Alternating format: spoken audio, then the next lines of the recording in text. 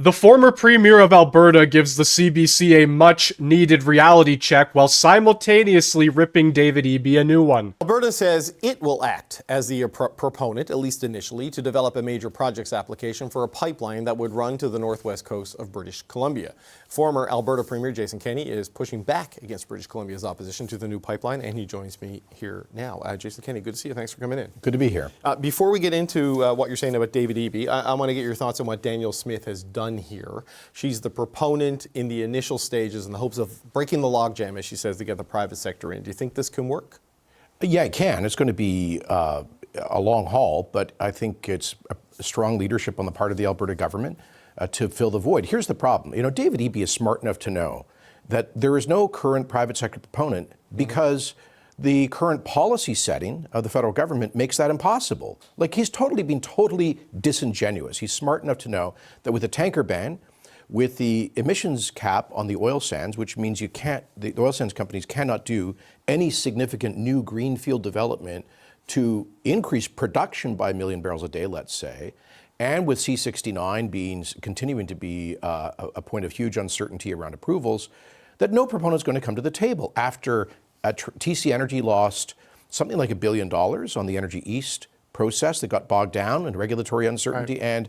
And Enbridge lost $1 billion on the initial Northern Gateway proposal. So I think the government of Alberta is doing the right thing to step in. And by the way, you know, there's a precedent for this in a way, which is that in the early 1970s, Peter Lougheed, who was very much a free market guy, stepped in, created a Crown Corporation, the Alberta Energy Corporation, to help capitalize the early oil sands developments and technology because he understood the enormous value to Alberta, but that it wasn't yet economically feasible. Right. But you know, the arguments you laid out as to why there is no private sector proponent, we heard that from the CEO of Enbridge in a speech today. We heard that from Premier Danielle Smith. Her acting as a proponent, though, doesn't change that reality, right? So, but it's a government that's willing to take the risk. And by the way, there's another precedent here, which is the Trudeau government buying the Trans Mountain project from Kinder Morgan. Now, I argue that, as do many others, that never should have had to happen. Like, Kinder Morgan should have had the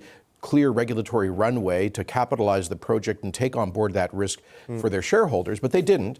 And so the government of Canada stepped in and de-risked it. So here's the point. These projects are of such enormous value. When the Prime Minister is talking about nation-building projects to reduce our dependence on the United States, there are no projects that can produce anything like the kind of wealth, export value, job creation, and revenue, tax revenue, as these oil sands projects. If you get a 1 million barrel a day pipeline built at $70 oil, roughly average price, that's like $30 billion of sales a year. To put that in context, that's the exports of the entire Canadian lumber industry, and that doesn't even include the huge multi-billion-dollar investments in upstream development. Right. Okay. You don't tweet often, but when you do, you tweet at length, and you did that today. You did make this lumber point, but you also said David Eby is objectively a much bigger threat to Confederation and to the rule of law than Alberta separatists. You talked about the law being clear, as we learned with TMX,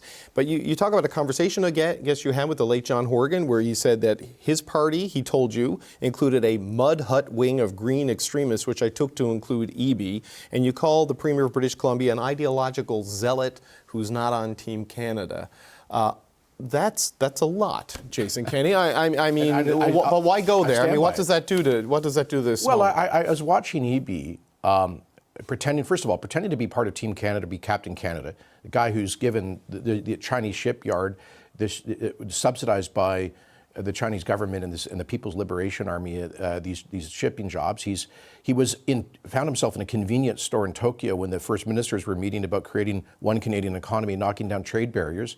And now he's standing in the way of the single largest potential project to create wealth and diversify exports that is on offer in the Canadian economy when he has absolutely no legal or constitutional authority to do so. He is a lawyer, but he is performatively acting like a demagogue right now. He knows that the Constitution, Section 9210 of the 1867 Constitution Act, gives the federal government exclusive authority over interprovincial infrastructure, including pipelines, as reaffirmed unanimously by both the BC Appeals Court and the Supreme Court of Canada quite recently.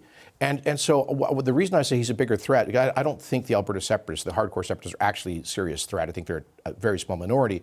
But this is a BC Premier using his office to violate and threaten the Constitution and to say to patriotic Albertans and Saskatchewan residents that he's going to try to use his political authority against the clear letter of the Constitution to block provinces from exporting what they produce, which is undermining the entire premise of Confederation as an economic union. Well, I don't know if he spelled out any specific action that he would take to stop it, other than to point out there is, as a point of fact, no private sector proponent right now for all the reasons that we've discussed, and that he doesn't support the idea. But he's not alone in that, right? We spoke with Marilyn Slett earlier in the show.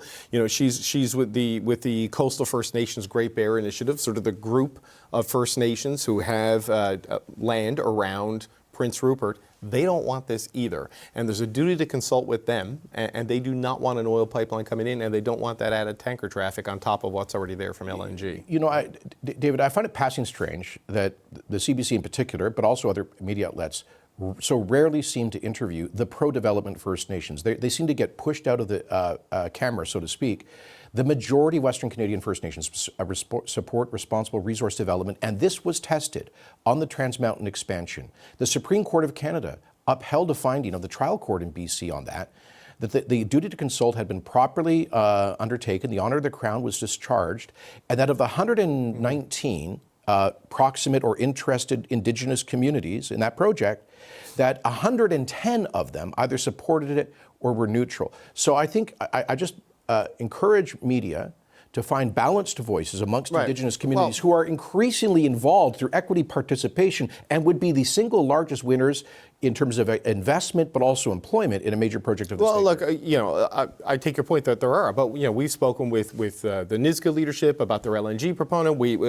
In that very chair, pro-development, pro-pipeline, pro-economic corridor. Ellis Ross would be a good example. Well, yes, absolutely. But on the C5 summits, we have had them on the show talking about it. I know there are people in favor of this. There are First Nations in favor of it, but the people whose land would be affected by the pipeline, whose communities would have the end point going into it, they're on the route, right? So they have a say. There's a lot of possible terminuses on the Northwest BC coast for a project like this.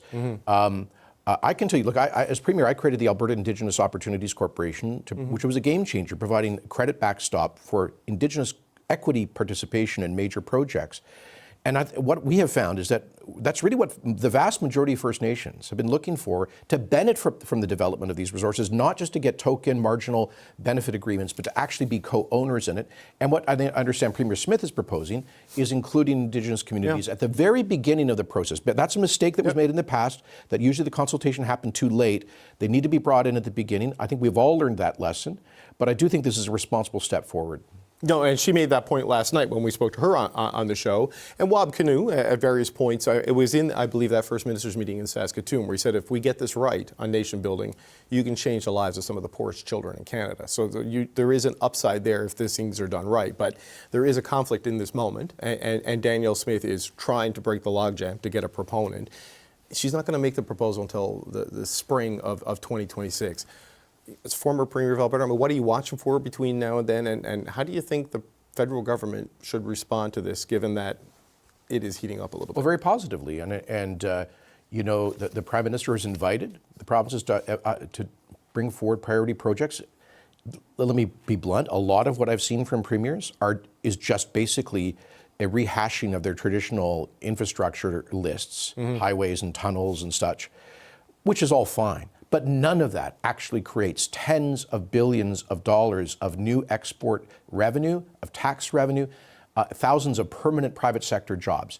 If this is about not just building government infrastructure, but actually expanding the Canadian economy away from dependence on the United States in a major strategic way, then we have to be talking about increasing what is by far Canada's largest export product, and that happens to be our crude oil. The CEO of Enbridge said it himself. Government policies are holding them back. Considering the lack of care for the BC ferries situation and how much BC itself has declined, I really don't think David Eby and the NDP should be anywhere near projects like this. And David Eby's political games are going to cost Canadians actual billions and billions of dollars. Anyway, I would like to know what you think down in the comments section below. Hit that like button, hit that sub button if you are new, and thank you very much for watching.